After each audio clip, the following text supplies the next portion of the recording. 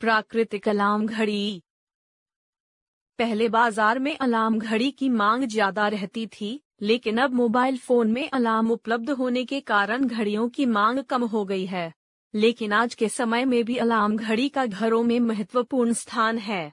Alarm घड़ी परीक्षा के दिनों में बहुत आराम देती थी, क्योंकि अलार्म घड़ी हमें भोर में जगाती तथा सुबह जल्दी यात्रा पर जाना होता तो हम घड़ी में अलार्म लगा देते थे ताकि सुबह समय पर उठा जा सके। लेकिन आज के समय में सबके पास मोबाइल फोन उपलब्ध हैं जो कि अलार्म घड़ी का काम करते हैं, पर हम अलार्म घड़ी की महत्ता को ऐसे नहीं भुला सकते, क्योंकि जब परीक्षा में पास होने तथा कॉलेज में दाखिला होने पर बच्चों को घड़ी उपहार के रूप में दी जाती थी, तब एक नया उमंग और नया उत्साह उभर कर आता था। कई सरकारी विभागों में सेवानिवृत्ति पर भी घड़ी देने की परंपरा थी। हम लोग कहते थे कि सेवानिवृत्ति के बजाय नौकरी लगने पर विभाग द्वारा पहले ही कर्मचारी को एक घड़ी भेंट में दी जानी चाहिए ताकि वह समय पर अपने काम पर उपस्थित हुआ करे। मुझे भी पहली बार कलाई घड़ी मिली थी जब मैंने कॉलेज में प्रवेश किया, और पहली अलार्म घड़ी भी मुझे कॉलेज में एक निबंध प्रतियोगिता में प्रथम पुरस्कार के रूप में मिली थी। उस अलार्म घड़ी में चाबी भरकर अलार्म की घंटी बार बार बजाकर उसके सम्मोहक प्रभाव को मैं बहुत गहराई तक महसूस करता था। वह मुझे जागृत करने वाली ध्वनि थी जो रोमांचित कर देती थी। उस ध्वनि का नशा और स्वाद अब महंगे से महंगे अलार्म ध्वनि वाले मोबाइल फोन से भी नहीं मिलता। संवेदना के स्तर एक जैसे नहीं रहते। कभी उनकी सघनता घट जाती है, तब बड़ी बड़ी बातें भी उतना रस नहीं देती। यह सब मानवीय मनों की संवेदनाओं का खेल है। जिन दिनों हमारे पास कोई घड़ी नहीं थी, तब पिताजी कहा करते थे कि तुम्हें सुबह जितने बजे भी उठना हो, तुम अपने तकिए से कहकर सो जाओ कि सुबह मुझे उठा देना। बस फिर तुम्हारी नींद सुबह उतने ही बजे खुल जाएगी। बचपन में कितनी ही बार इस फार्मूले को अपनाया था और सही पाया था। तकिया हमारी बात सुनता है और ठीक समय पर हमें जगा भी देता है। यह कौतूहल भरा आश्चर्यजनक अनुभव बहुत अच्छा लगता था, भले ही तब उसका रहस्य हमें पता नहीं था। मुझे सुबह उठकर पढ़ना अच्छा नहीं लगता था।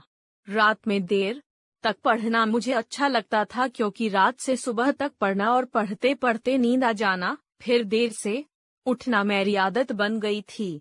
कई बार ऐसा होता था कि मध्य रात्रि 2 या 3 बजे तक पढ़ने के कारण नींद नहीं खुलती थी और सुबह के सौंदर्य की बस कल्पना ही की सकती है। पुरस्कार मंगे मिली वह अलार्म घड़ी जब खराब हुई तो फिर सुधर नहीं सकी। आज भी वह 3 दशकों से अधिक समय से मेरे पास बंद हालत में है। वह अब सुधरने योग्य नहीं रही, परंतु मैं भी कहाँ सुधरने लायक बचा था। देर रात तक पढ़ना और सुबह देर तक सोना एक अभ्यास ही बन गया था।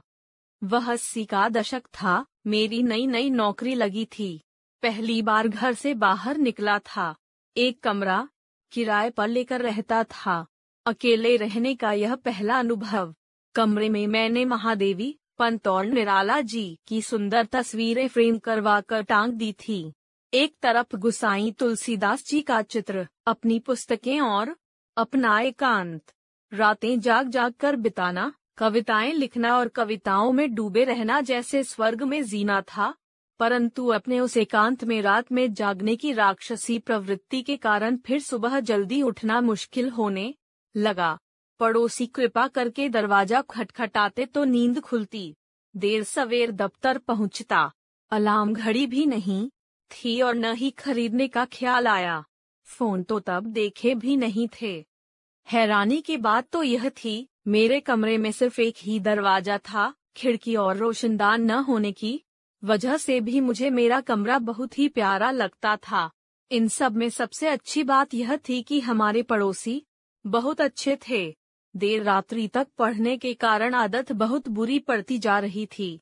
अंग्रेजी और हिंदी का बहुत सा साहित्य मैंने उसमें ढूंढ डाला। कठिनाई बस सुबह हुआ करती थी जब नींद नहीं खुलती थी। दिन के काम और दफ्तर की नई नई जिम्मेदारी देर से उठने के कारण अव्यवस्थित हो जाती। दिन गड़बड़ा जाता था।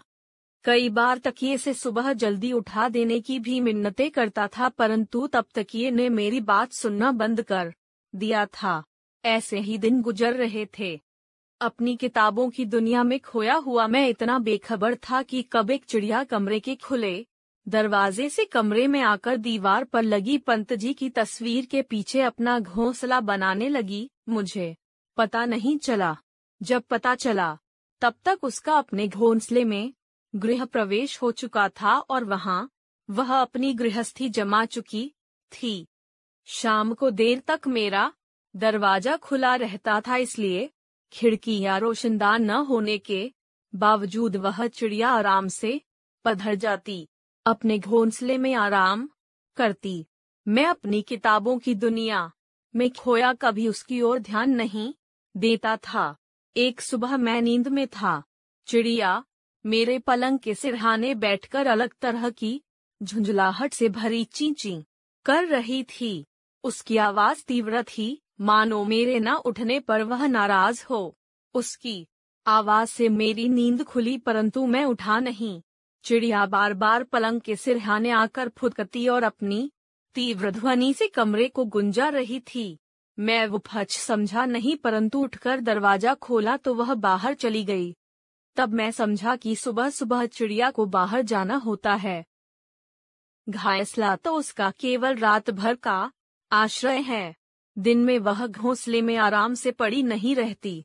छुट्टी के दिन हम घर में भले ही पड़े रहें, लेकिन चिड़िया को दिन भर घोंसले में रहना नहीं सुहाता था।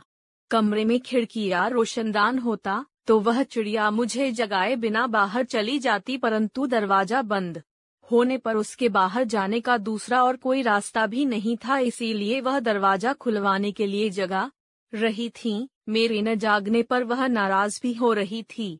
उसकी चहचहाहट में जिस झुंझलाहट को मैंने महसूस किया था, उसका कारण भी मुझे समझ आ चुका था। दरवाजा खुलते ही चिड़िया तेजी से चली गई थी और शाम को फिर वापस लौट आई और चुपचाप पंत जी की तस्वीर के पीछे बनाए हुए घोंसले में बैठ गई। दूसरे दिन सुबह फिर मेरी नींद नहीं खुली थी। देर रात तक पढ़ा था। अचानक चिड़िया की झुंझलाहट भरी चहचहाहट ने मुझे जगा दिया। पलंग के सिरहाने बैठी वह चिड़िया मुझे गुस्से से देख रही थी, मानो मेरे देर तक सोने का कारण वह मुझसे नाराज हो। मैं थोड़ी देर उसकी चहचहाहट का आनंद लेता रहा। उसने मेरी रजाई का कोना चोंच से पकड़कर खींचा। वह मुझसे जरा भी नहीं डर रही थी। वह रजाई के उस हिस्से पर आ बैठी जो मेरे सीने पर था। उसका इस तरह मेरे ऊपर आना मुझे बहुत अच्छा लगता था। पंत जी की वाणी में लिखी पंक्तियां मानस में तैरने लगी। तूने ही पहले बहुत शरियानी गाया जागृति का गाना, श्री सुख सौरभ का नभचारिणी गूंथ दिया ताना बाना। खुले पलक ऐ फली सुवर्ण छवि, खिली सुरभि डोले मधुआ बाला। स्पंदन कंपन और नवजीवन सीखा जग ने अपनाना। सचमुच उस सुबह पल के खुलने पर ऐसा ही लगा जैसे किसी ने जागृति का गीत गाया हो। उस नभचारिणी ने सचमुच श्री सुख सौरभ का ताना बाना उस सूने कमरे में गूंथ दिया था। ऐसी एक सुवर्ण छवि कमरे में छाई थी जिसे पहले मैंने कभी महसूस नहीं किया था। उस समय चिड़िया ने मेरी रजाई का कोना अपनी चांगेच से खींचकर अपनी चहचहाहट से जगाया था। बचपन में इतने ही प्यार और इतनी ही झुंझलाहट से देर तक सोने पर मां जगाती थी। मैं अपने चारों ओर फैले हुए उस श्री सुख सौरभ की सुनहरी छवि से भरकर जग गया। मैंने उठकर दरवाजा खोला तो वह चिड़िया बाहर निकलकर चली गई। अब यह रोज ही की बात हो गई थी। सुबह चिड़िया को कमरे से बाहर जाना होता था। वह जल्दी जग जाती और दरवाजा खुलवाने के लिए मेरे पलंग के सिरहाने बैठकर चहचहाती और मेरी नींद खुल जाती। जब मैं अपनी बंद कोठरी की शैया को छोड़कर भोर में चिड़िया को बाहर जाने देने के लिए दरवाजा खोलता तो खुले दरवाजे से उस ताजी सुबह की सुगंध कमरे में समा जाती। ठंडी हवा का स्पर्श और बहुत कोमलकांत उजाला मेरी अलसाई आंखों को सहलाता। मुझे लगा किसी अनोखे अनुभव को मैं देर तक सोकर व्यर्थ करता रहा हूँ।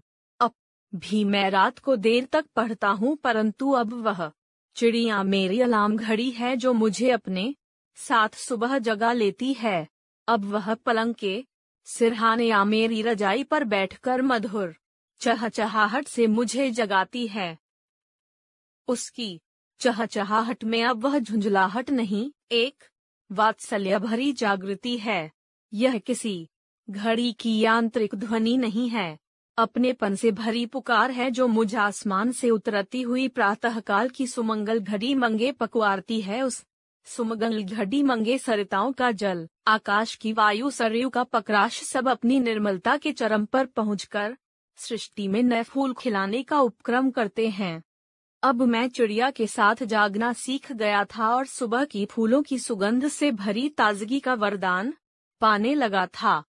रविंद्रनाथ ने अपनी जीवन स्मृति में सच ही लिखा है, मैं देवदार के जंगलों में घूमा, झरनों के किनारे बैठा, उनके जल में स्नान किया, कंचनजंगा की मेघमुक्त महिमा की ओर ताकता बैठा रहा, लेकिन जहां मैंने यह समझा था कि पाना सरल होगा, वहीं मुझे खोजने पर भी वो फच नहीं मिला। परिचय मिला लेकिन और कुछ देख नहीं पाया। रत्न देख रहा था, सहसा वह बंद हो गया। अब मैं डिबिया देख रहा था, लेकिन डिबिया के ऊपर वैसी ही मीनाकारी क्यों न हो, उसको गलती से डिबिया मात्रा मानने की आशंका नहीं रही। यह तो सच था कि एक बार रत्न दिख गया था, अब डिबिया बंद हो जाए उससे कोई फर्क नहीं पड़ता था, क्योंकि डिबिया में रत्न है, यह अनुभूति नहीं जानी चाहिए।